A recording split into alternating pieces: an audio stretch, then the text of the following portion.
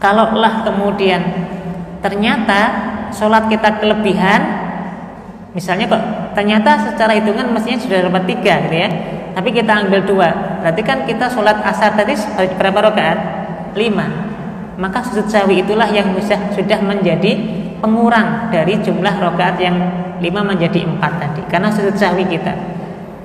Kalau kemudian misalnya kok sudah benar, ya sudah, itu sebagai penebus dari apa yang kemudian sempat terlupa dalam sholat kita tadi. Nah, nanti ada bab tentang sujud sahwi. Ya, ini juga perkara yang mungkin sering kita dapati ya ibu-ibu ya. Pada saat kita sedang sholat, tiba-tiba kemudian kita lupa. Ini rakaat yang kedua atau rakaat yang ketiga atau rakaat yang keempat atau rakaat yang keberapa gitu kan? Sering mengalami lupa. Dan ini memang sudah dikabarkan oleh Nabi Shallallahu Alaihi Wasallam ya. Di antara cara setan, cara-cara jin untuk menggoda kita dalam sholat itu adalah menjadikan kita lupa jumlah rakaat. Nah, bagaimana cara kita bagaimana caranya kalau kita mengalami hal seperti itu? Ringkasnya adalah tidak membatalkan, tetap dilanjutkan sholatnya.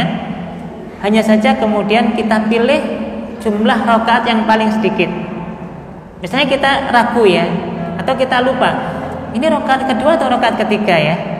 Maka kita ambil rakaat yang paling sedikit. Paling sedikit berarti kita ambil ini rakaat yang kedua.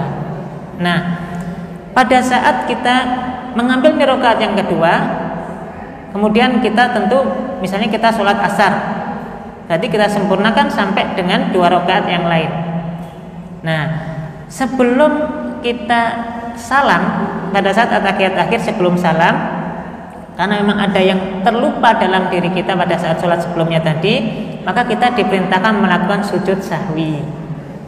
Karena ada sesuatu yang terlupa tadi pada saat sholat. Nanti bab sujud sahwi ini juga akan kita pelajari di bab rangkaian bab sholat nanti tentang sujud sahwi. Poinnya, kalau kita lupa jumlah rakaat dalam sholat, ambil yang paling yakin dengan jumlah rakaat yang paling sedikit. Kemudian nanti sebelum salam melakukan sujud sahwi sebanyak 2 kali, baru kemudian melakukan salam. Kalaulah kemudian ternyata sholat kita kelebihan, misalnya kok ternyata secara hitungan mestinya sudah dapat 3 gitu ya, tapi kita ambil 2, berarti kan kita sholat asar tadi berapa rakaat? 5. Maka sujud sahwi itulah yang sudah menjadi pengurang dari jumlah rakaat yang 5 menjadi 4 tadi, karena sujud sahwi kita. Kalau kemudian misalnya kok sudah benar, ya sudah, itu sebagai penebus dari apa yang kemudian sempat terlupa dalam sholat kita tadi. Nah, nanti ada bab tentang sujud sahwi. Nggih, mengatakan nggih.